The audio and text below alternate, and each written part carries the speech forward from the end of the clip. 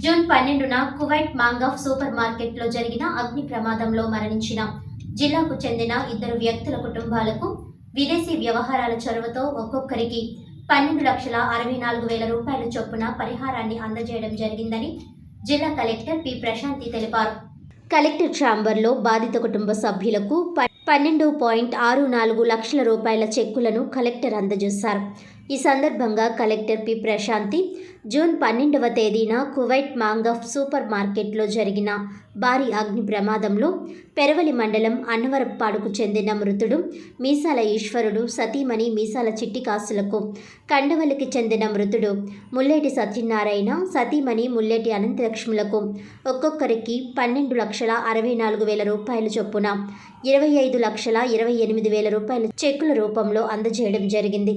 కేంద్ర విదేశీ వ్యవహారాల చొరవతో ఆ మేరకు కువైట్ ప్రభుత్వం ప్రకటించిన పరిహారం అందజేసినట్లు తెలిపారు.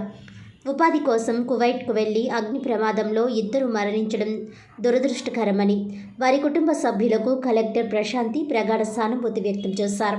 రాష్ట్ర ప్రభుత్వ పరంగా ఇప్పటికే 2కి చెరో 10 లక్షల పరిహారాన్ని అందజేయడం జరిగిందని తెలిపారు.